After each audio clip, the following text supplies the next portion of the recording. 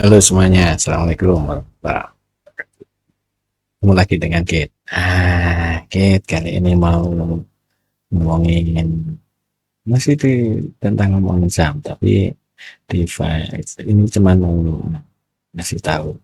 Ah, File analisa MM-nya sekarang ditambahin data emas ya, udah di zip code-nya. Ya, filenya bisa di download di deskripsi, lihat di deskripsi nanti ada linknya untuk dulu. Oke, nah ini harga emasnya gitu ya. Ini Mas Antam dari Butiku kamu lihat datanya untuk keping 1 gram. Jadi kalau kepingnya yang lebih tinggi lagi yang 100 gram, 1000 gram, 20 gram, 5 gram gitu biasanya harganya lebih murah dikit lah. Yang setengah gram agak lebih mahal dikit lah. Tapi ya selisihnya gitu lah. Kita jual tapi 1 gram aja misalnya ya. Ini datanya gitu. Adanya dari tahun 2016 karena harus disamakan dengan yang data-data lainnya ya. Punya sih datanya lebih panjang tapi punya cuma adalah dari 2016 saja.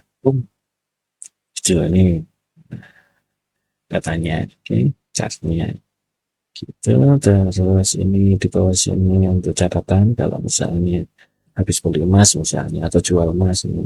Kalau jual emas saya habis jual dari yang sudah punya 3 ini saya jual jadi uh, saya jual satu gitu makanya harus diubah nanti jadi ya atau saya beli deh, saya beli dulu deh 2016 bulan 7 deh misalnya tanggal 17 itu saya beli misalnya dua, jangan dua nanti enggak kelihatan 5 misalnya targetnya saya pengen dapat misalnya uh, saya mau jual kalau dia sudah naik sekitar 30% apa saja itu oke. Nah sekarang ternyata saya jual misalnya kemarin ini sudah kan sudah ada hasilnya keluar betul.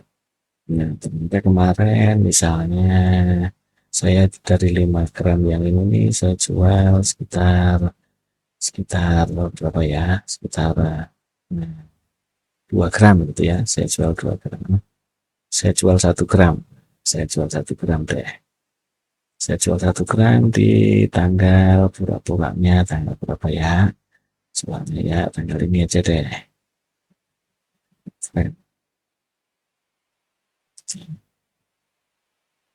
Udah April April. Nah, April setelah libur lebaran. Mei sudah Mei lah kan Mei lah Mei tanggal berapa tadi tanggal 4 ada anggap aja Mei tanggal 24 tanggal 4 gitu ya. Oke, ini saya jual di Mei tanggal 4 tapi saya itu jualnya kan nggak semuanya tadi kan saya hanya jual satu kan. Oke ya. Oke, caranya gini, caranya saya harus nulis dulu di sini. Ini yang saya jual, oke, yang di sini jadi 4, ini naiknya tetap 30%, yang di sini yang saya isi dengan 2000, ini yang saya jual. Nah, gitu ya. Nah, seperti tadi. Oke, jadi punya saya sekarang tinggal 7 gram. Ya, dan return saya masih dapat totalnya setelah yang sudah jadi uang gitu ya, termasuk yang jadi uang. Masih per liarnya 19,3 gitu ya ceritanya. Oke. Jadi di sini kita tahu bahwa harga beli itu harga yang biru ini kita beli dari si butik Antam yang melakukan penjualan. Ini data data harga jualnya si butik Antam. Nah, kita beli di harga yang biru. Tapi kalau kita nanti jual ke Legamelia lagi, maka Legamelia akan buyback. Kita jual itu pakai harga yang mereka. Jadi ini pasti ada selisih ini. Selisih ini namanya spread. Nah, spreadnya ini macam-macam nih, ya kan? Tapi umumnya untuk yang keping ini ada kepingnya ya, jadi bentuk fisik itu umumnya itu ya ya Kalau zaman dulu sih bisa sampai 9, berapa persen gitu ya. Mungkin kalau sekarang mungkin ya sekitar apa 4% 5% mungkin. Mungkin yang pendek ini mungkin ya mungkin adalah bagian di sini yang hanya 4% gitu, berapa gitu ya. Saya nggak tahu persisnya sih. Mungkin ada. Nah, itu yang keping, yang fisik. Ini lo kamu lihat. Nah, kalau yang jenisnya yang CRTI gitu ya, itu kan lebih mahal lagi ya kayaknya. Belinya lebih mahal, tapi ini yang nggak CRTI, ini usia biasa. Oke, gitu ceritanya ya. Nah, sekarang kalau dia digital, digital itu harga selnya masih sama. Di sini kita belinya di sini. Yang beda itu di buybacknya. Nah, kadang digital di sini juga lebih murah dikit. Murah dikit. Nah, tergantung kita kemana ya belinya ya. Nah, kadang-kadang yang lebih murah dikit lah, murah dikit. Nah, tapi relatif dekat-dekat dengan data yang juga. Kemudian kalau kita sell, kalau digital itu biasanya itu antaranya 4,5. Jangan deh, kayaknya sekarang udah bisa turun deh, bisa mungkin mulai ada yang 2,5 3% lah spreadnya ya. Kalau sekarang, kalau dulu sih sekitar 4,5, 4% 4,5 5,5 itu masih ada dulu. Tapi ya rentangnya antara itu lah. Jadi lebih lebih lebih dikit spreadnya lebih dikit dibandingkan yang keping. Nah, cuman kalau saya tuh suka megang kepingan, gitu ya. Biar beli emas dapat kepingan emas beneran. Kalau saya beli digital nanti pas mau bikin jadi kepingnya kan tetap bayar juga toh, gitu ya. Dan masih rata enggak mantap kalau kalau yang digital. Oke. Okay? Nah, kemudian di sini ada lagi ini contoh untuk investasi. Jadi kalau kita jangka waktu investasinya hanya setahun, jadi beli di bulan 1 tahun 2016, pokoknya sebelum 2017 sudah dijual, nanti dapatnya cuma segitu, gitu ya, kan cuma setahun. Tapi kalau 10 tahun, nah masih dapat 231.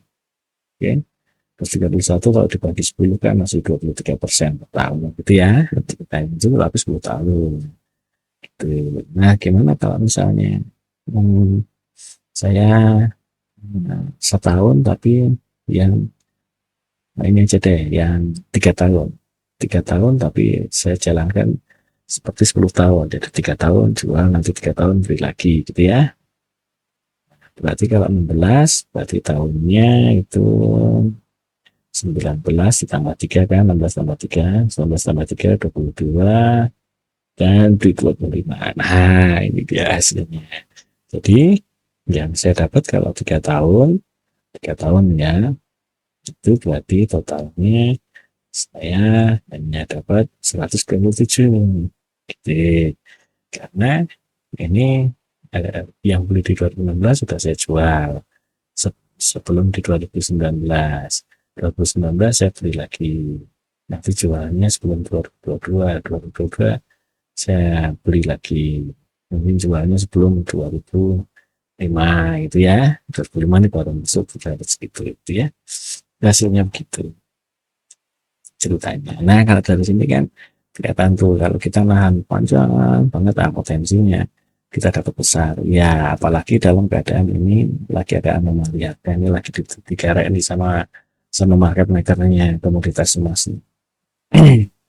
Kalau enggak ini mungkin ada pemain besar baru yang masuk. Ini Cina beli banyak emas di sana ya.